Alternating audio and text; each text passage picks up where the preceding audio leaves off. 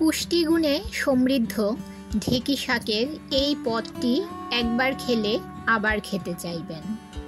ঢেঁকি শাক সাধারণত পাহাড়ি অঞ্চলে পাওয়া যায়।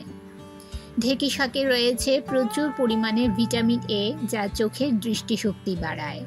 তাছাড়া বিভিন্ন ব্যথা, লিভার ইনফেকশন এবং ঠান্ডা কাশির জন্য খুবই উপকারী। ঢেঁকি শাক পটাশিয়াম সমৃদ্ধ হওয়ায় এটি উচ্চ কিংবা নিম্ন রক্তচাপ নিয়ন্ত্রণ করে। ঢেঁকি শাকে রয়েছে প্রচুর পরিমাণে ক্যালসিয়াম ও ফসফরাস। ঢেঁকি শাক অনেক রকমভাবে রান্না করা যায়। আমি আজ ঢেঁকি শাকের যে পদটি রান্না করে দেখাবো, এইভাবে একবার এই শাক রান্না করে দেখবেন, গরম ভাতে অপূর্ব লাগে খেতে। নমস্কার বন্ধুরা, মনিকাস ফুড খাজানাতে সবাইকে স্বাগত জানিয়ে শুরু করছি আমার আজকের রেসিপি। আমি এখানে এক আটি ঢেঁকি শাক নিয়েছি। ঢেঁকি শাকগুলো বেছে নিচ্ছি। ঢেঁকি শাকে বেশি পাতা থাকে না, আমি আগার নরম অংশটা নিয়ে নিচ্ছি আর নিচের দিকে শক্ত ডাঁটিটা ফেলে দেব। ঢেঁকি শাকগুলো খুব ভালো করে ধুয়ে নিয়েছি। আর নিয়েছি টমেটো, আলু, ঝিঙে। আপনারা আপনাদের পছন্দ মতো যে কোনো সবজি নিতে পারেন। দুটো টমেটো নিয়েছি, দুটো আলু আর একটা ঝিঙে টুকরো টুকরো করে ছোট করে কেটে নিয়েছি। আর লাগছে রসুন, পেঁয়াজ ও কাঁচা লঙ্কা। এবারে ধুয়ে রাখা ঢেঁকি শাকগুলো একটা ছুরির সাহায্যে ছোট ছোট করে কুচিয়ে কেটে নেব। আমার চ্যানেলে নতুন বন্ধু হয়ে থাকলে চ্যানেলটি সাবস্ক্রাইব করে পাশে থাকা বেল আইকনটি প্রেস করে রাখুন আর নোটিফিকেশন অল করে রাখুন, যাতে যখনই আমি কোনো নতুন ভিডিও আপলোড করি তা যেন সবার প্রথম পৌঁছে যায় আপনাদের কাছে। এই যে দেখুন বন্ধুরা, ঢেঁকি শাকগুলো এই রকমভাবে ছোট ছোট করে কুচিয়ে কেটে নিতে হবে। যতটা সম্ভব ততটা ছোট করে কুচিয়ে কেটে নেবেন। এবারে একটা মশলা তৈরি করে নেব। মিক্সি জারে নিয়ে নিলাম 2 চামচ হলুদ সর্ষে, আর এতে দিয়ে দিলাম সামান্য নুন। নুন দিয়ে সর্ষে পেস্ট করলে সর্ষেটা আর তেতো লাগবে না। আমি মিক্সি জারে সর্ষেটা পেস্ট করছি, তাই শুকনো অবস্থায় সর্ষেটাকে আগে ভালো করে গুঁড়ো করে নিতে হবে। তারপর এতে দিয়ে দেব 2 কাঁচা লঙ্কা। সামান্য জল দিয়ে এর একটা স্মুথ পেস্ট তৈরি করে নেব। আপনারা যদি শিলনোড়ায় সর্ষে পেস্ট করেন তাহলে আগে থেকে গুঁড়ো করার প্রয়োজন নেই। আমি মিক্সি জারে পেস্ট করেছি বলে আগে সামান্য একটু গুঁড়ো করে নিয়েছি।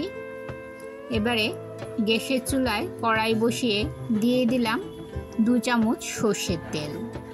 তেল গরম হলে ফোড়নে দিয়ে দিলাম 2 শুকনো লঙ্কা ও হাফ চামচ কালো জিরে। মিডিয়াম ফ্লেমে শুকনো লঙ্কা ও কালো জিরে কয়েক সেকেন্ড নেড়ে নিয়ে এর থেকে যখন সুন্দর গন্ধ বের হবে তখন এতে দিয়ে দিলাম একটা বড় সাইজের কুচনো পেঁয়াজ। আর দিয়ে দিলাম 7 থেকে 8 কোয়া কুচনো রসুন। মিডিয়াম ফ্লেমে 2 মিনিট লাল লাল করে পেঁয়াজ ও রসুন ভালো করে ভেজে নেব। বন্ধুরা, যারা আমার ভিডিওটি এই পর্যন্ত ধৈর্য সহকারে দেখছেন অথচ একটা লাইক দিতে ভুলে গেছেন, তাদের কাছে অনুরোধ, প্লিজ একটা লাইক দিয়ে ভিডিওটি কন্টিনিউ করুন। আপনাদের একটা লাইক পৌঁছে দিতে পারে আমার রেসিপি আরও বহু মানুষের কাছে। পেঁয়াজ রসুন ভালো করে ভেজে নিয়ে দিয়ে দিলাম কেটে রাখা আলু আর ঝিঙে। ঝিঙে আর আলু নেড়ে চেড়ে ঢাকা দিয়ে 2 মিনিট মিডিয়াম ফ্লেমে ভেজে নেব।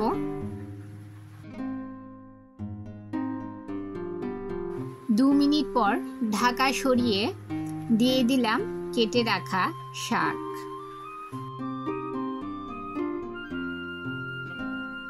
আর তারই সাথে দিয়ে দিলাম কেটে রাখা টমেটো।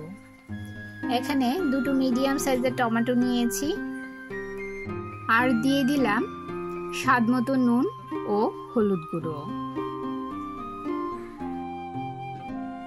নেড়ে চেড়ে খুব ভালো করে মিশিয়ে নিয়ে আবারও ঢাকা দিয়ে 5 মিনিট লো মিডিয়াম ফ্লেমে রান্না করে নেব।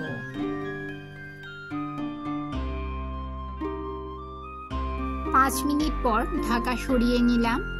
এবারে এতে দিয়ে দেব তৈরি করে রাখা সর্ষের পেস্ট, আর দিয়ে দিলাম 4টে ছেঁড়া কাঁচা লঙ্কা।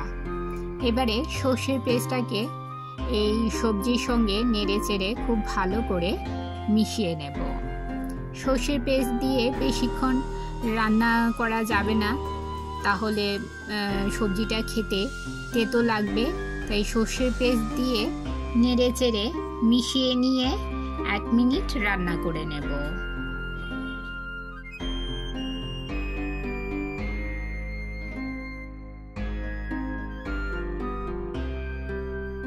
সবশেষে এতে দিয়ে দিলাম সামান্য কাঁচা সর্ষের তেল, এতে করে রান্নার টেস্টটা আরও বেড়ে যাবে।